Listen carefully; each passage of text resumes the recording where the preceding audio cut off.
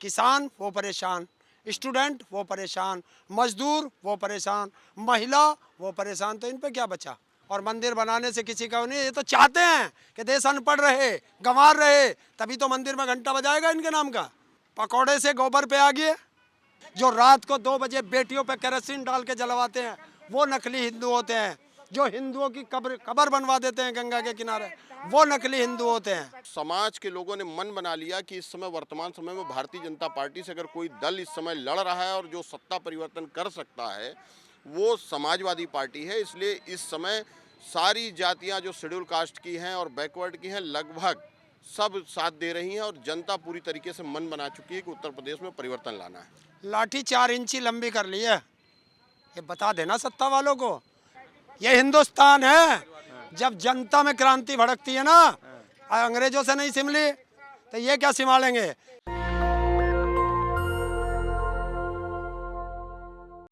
UP में इस बार गैर यादव और गैर जाटव के अलावा भी लोग हैं जो बीजेपी को वोट नहीं कर रहे। उसमें है जाट और शेड्यूल कास्ट में खासकर कनौजिया और पासी, ये 2 कम्युनिटी है जो बीजेपी से बहुत नाराज़ है।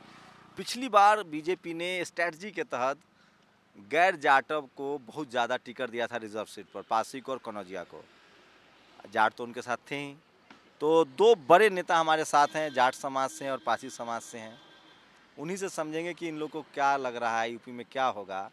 उसके बाद मैं अपनी बात बताऊंगा कि इन लोगों को पता भी है कि नहीं क्या होगा। चौथे दौर का चुनाव खत्म हो चुका है। कहाँ हैं आप लोग? लगभग 200 के करीब। मतलब 200 पर से चुनाव हुआ है, 225 पर 200 जीत। और क्या खदेड़ा, ज्यादा एडवांस ज्यादा कुछ नहीं है अब के। अब का तो खदेड़ा ऐसा कर रही है, जनता चुनाव लड़ रही है, कोई नेता चुनाव नहीं लड़ रहा। जनता दुखी है, किसान वो परेशान, स्टूडेंट वो परेशान, मजदूर वो परेशान, महिला वो परेशान, तो इन पे क्या बचा। मंदिर भी तो बन गया, उनके पास भी बड़ा मुद्दा है मंदिर का। हाँ। मंदिर से पेट भरेगा, वो तो चाहते ही हैं कि जनता तो आप कह रहे हैं ना, लेकिन आम आदमी से मैं बात करता हूँ, वो कहते हैं कि मोदी जी ने हमको 5 किलो राशन दिया और भगवान राम को घर बना दिया बस। अच्छा, 5 किलो राशन मतलब 83 ग्राम। चूहे का पेट नहीं भरने का, इंसान का तो भरेगा क्या। इनको ये हिसाब लगाना चाहिए। और दूसरी चीज़, मंदिर, देश के अंदर मंदिर बहुत हैं और मंदिर बनाने से किसी का नहीं, ये तो चाहते हैं कि देश अनपढ़ रहे, गंवार रहे, तभी तो मंदिर में घंटा बजाएगा इनके नाम का। पढ़ा लिखा होगा तो इनसे सवाल करेगा। आप तो किसान हैं, आज योगी जी ने कहा है कि अब हम गोबर से करोड़पति बनाएंगे आपको। पकौड़े से गोबर पे आ गए, ये है, ये इनकी चाल है, पकौड़े से गोबर पे आ गए। यही तो ये चाहते हैं। बहुत बड़ी स्ट्रेटजी के साथ ये आरएसएस का एजेंडा चल रहा है। क्या एजेंडा? एजेंडा देश को गरीब करो, अनपढ़ करो। दिल्ली यूनिवर्सिटी में गोबर पाथना सिखाया जा रहा है, पूरा परिचय दे दीजिए। मेरा नाम राजकुमार बच्चा पासी है, मैं इलाहाबाद से हूँ और इलाहाबाद यूनिवर्सिटी का छात्र नेता रहा और समाजवादी पार्टी का मैं प्रदेश उपाध्यक्ष हूँ। लेकिन शेड्यूल कास्ट तो बहन जी के साथ जा रहा है। जी ऐसा नहीं है। वर्तमान समय में क्योंकि सभी लोग जान चुके हैं कि लड़ाई केवल 2 लोगों के बीच में है और वर्तमान समय की जो आताताई सरकार है उसको केवल इस समय समाजवादी पार्टी ही बदल सकती है, सत्ता परिवर्तन कर सकती है। इसलिए शेड्यूल कास्ट पूरी तरीके से अब क्या मन बना करके समाजवादी पार्टी के साथ है। उसके बाद यादवों का अत्याचार शुरू हो जाएगा। ऐसा नहीं है, अभी ठाकुरवाद चल रहा है, उसके बाद यादव। मैं उस पर आपको बताना चाहता हूँ।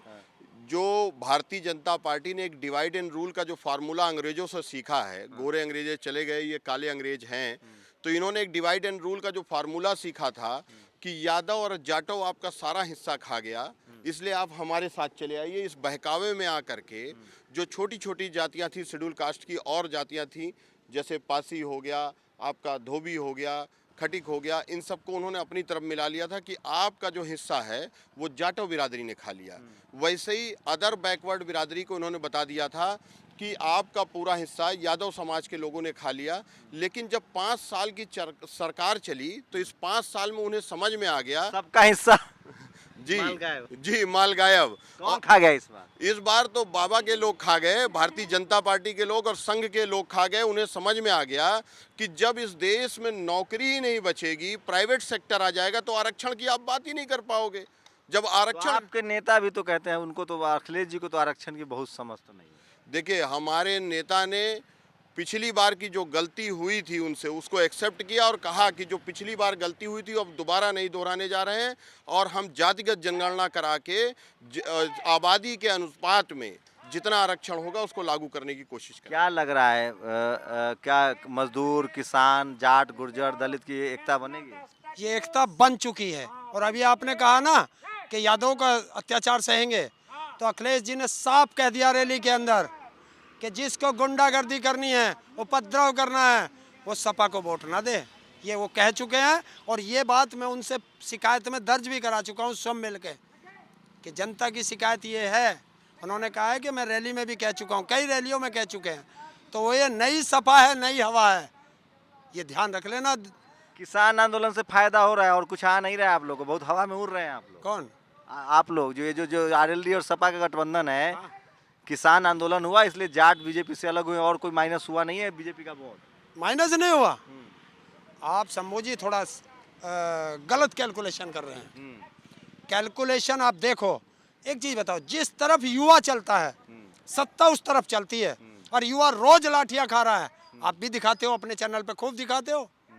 युवा लाठियां खा रहा है, लखनऊ में रोज लाठियां खाता है, प्रयागराज में रोज लाठियां खाते हैं, बनारस में रोज लाठियां खाते हैं। धर्म बड़ी चीज है सर, ये सब चीज से धर्म बड़ी चीज है। धर्म हिंदू राष्ट्र बनाना है। और हम क्या हैं? हम क्या हैं? हमसे बड़ा हिंदू बताओ इनमें से कौन सा? आप लोग नकली हिंदू हैं। नकली हिंदू वो होते हैं जो मूर्ति की तरफ पीट करके और कैमरे की पूजा करते हैं, वो नकली हिंदू होते हैं। जो रात को 2 बजे बेटियों पे केरोसिन डाल के जलवाते हैं, वो नकली हिंदू होते हैं। जो हिंदुओं की कब्र बनवा देते हैं गंगा के किनारे, वो नकली हिंदू होते हैं। ये होते हैं नकली हिंदू। असली हिंदू हम हैं जो सारे धर्म को जानते हैं। ये होते हैं हिंदू। ये तो सत्ता के लिए हिंदू बनते हैं। इन्हें अपनी खुद की जात धर्म का पता नहीं है। क्या लग रहा है दलित समाज तो लेकिन बीएसपी के साथ एकजुट है? देखिए, यही मैं बताना चाहता हूँ कि बहन जी जब समाजवादी पार्टी के साथ गठबंधन किया था तो दलित और पिछड़ा दोनों एक साथ हो गया, लेकिन जब बहन जी ने गठबंधन तोड़ा उसके बाद भी माननीय अखिलेश यादव जी ने एक शब्द भी बहन जी के खिलाफ नहीं बोला, क्योंकि वो उनका ये कहना था कि ये गठबंधन हमने नहीं किया, ये गठबंधन उत्तर प्रदेश की जनता ने कराया था और परिवर्तन के लिए, क्योंकि वो मान्यवर कांसीराम और मुलायम सिंह का जो गठबंधन हुआ था और वो टूट गया था, जिसके बाद ये दूसरी शक्तियां हैं ये प्रभावी हो गई थी और उसको पुनः ख़त्म करने के लिए अखिलेश जी ने बहन जी के साथ गठबंधन किया। लेकिन जब बहन जी ने गठबंधन को तोड़ा और उपयुक्त कारण नहीं था, उन्होंने अकारण ही गठबंधन को तोड़ दिया, तो समाज के लोगों ने मन बना लिया कि इस समय वर्तमान समय में भारतीय जनता पार्टी से अगर कोई दल इस समय लड़ रहा है और जो सत्ता परिवर्तन कर सकता है वो समाजवादी पार्टी है। इसलिए इस समय सारी जातियां जो शेड्यूल कास्ट की हैं और बैकवर्ड की हैं लगभग सब साथ दे रही हैं और जनता पूरी तरीके से मन बना चुकी है कि उत्तर प्रदेश में परिवर्तन लाना है। खबर आ रही है कि हर विधानसभा में 20,000 वोट बीजेपी के पास ईवीएम में पहले से। राकेश टिकैत ने कहा है, कहियो तो मैं हिसाब बता दूं। लाठी 4 इंची लंबी कर ली है, ये बता देना सत्ता वालों को। जब गिनती होगी ना तो हर पोलिंग बूथ पे, उस पर गिनती बूथ पे हमारे कम से कम 50,000 कार्यकर्ता वहीं रहेंगे। अब के लेकिन जो पहले से आज खबर आई है, वोट दबाइए कहीं जा रहा है, कहीं एक पार्टी का गोंद लगा के बटन चिपका दिया गया। हर विधानसभा में 100 जगह ईवीएम का ये 4 घंटा डिले किया जा रहा है। 100 से ज़्यादा 170-50 वोट जो है वोटर लिस्ट में नाम ही नहीं है लोगों के, तो उनका मैनेजमेंट है। आप लोग खाली सीजनली हैं। आप लोग जब बरसात होती है ना तब घर से निकलते हैं, वहाँ पूरी प्लानिंग है। मैनेजमेंट अंग्रेजों ने भी किया था। ये हिंदुस्तान है। जब जनता में क्रांति भड़कती है ना, अंग्रेजों से नहीं सिमली तो ये क्या संभालेंगे। 4 इंच लंबी लाठी कर दी है और वो लाठी वाले बैठेंगे अब के बूथ पे। अब के ये नहीं चलेगा। देखा नहीं था बागपत में ये किस तरीके से करना चाहते थे। अब वो पूरे उत्तर प्रदेश के 75 के 75 जिलों में वोटिंग सेंटर पर, काउंटिंग सेंटर पर बैठेंगे लाठी लेके। अगर बीजेपी वापस आती है तो किसान बिल फिर से वापस आ जाएगा। तो बता दो, 4 लाख ट्रैक्टर भी वही है, 25 लाख किसान भी वही है और दिल्ली के बॉर्डर भी वही है। बक्सेंगे नहीं। चलिए देखते हैं क्या होता है, लेकिन मज़ेदार है यूपी का चुनाव। लेकिन सबसे बड़ी बात है कि डेमोक्रेसी लोकतंत्र स्टेक पर है। जिस तरह से अभी चौथे फेज की वोटिंग में बटन्स चिपकाया मिलता है, बूथों पर आप जाएंगे तो मुसलमानों का, पिछड़ों का, दलितों का नाम गायब है वोटर लिस्ट से। ये सब सवाल खड़े करता है कि आखिर चुनाव आयोग क्या कर रहा है। दबी जुबान से लोग कह रहे हैं कि बीजेपी अगर जीतती है तो उसकी सबसे बड़ी वजह होगी चुनाव आयोग और मीडिया से बीजेपी का गठबंधन। हर विधानसभा में कम से कम 100 ईवीएम खराब होते हैं, 4-4 घंटा डिले होता है। हर बूथ पर कम से कम 40 से 50 नाम कट कर रहे हैं। लास्ट घंटे में बोगस वोटिंग हो रही है, लोगों के वोट गिराए जा रहे हैं। सोचिए, जो लोग ईवीएम को लेकर ट्रांसपेरेंसी की बात कर रहे थे कि ईवीएम आने से ट्रांसपेरेंसी हुई है, यकीन मानिए बैलेट से भी ज़्यादा भ्रष्टाचार हो रहे हैं। और चुनाव आयोग की चुप्पी, मैं बार बार कहता हूं कि इस देश में तमाम संस्थाएं जिस पर मनुवादियों का कब्जा है वो तभी ईमानदार होती है जब कोई लालू, मुलायम, अखिलेश सत्ता में हो। इस देश में तभी चुनाव आयोग ईमानदार हुआ जब लालू यादव सत्ता में थे और जहाज से मॉनिटरिंग होती थी। यूपी में चुनाव के दौरान बहुत ज़्यादा गड़बड़ियाँ हो रही हैं, लेकिन लोग कहें तो किसको कहें, क्योंकि न उनके पास टीवी है न अखबार है। हम जैसे लोगों को डराकर चुप करा दिया जाएगा या जेल भेज दिया जाएगा। जब तक बाहर है आपको रिपोर्ट दिखाते रहेंगे। मैं फिर कह रहा हूँ, जनता में बीजेपी को लेकर बहुत नाराज़गी है, लेकिन बीजेपी मैनेजमेंट के लेवल पे बहुत आगे है। कैमरा पर्सन आशीष के साथ शंभू कुमार सिंह, नेशनल दस्तक, लखनऊ।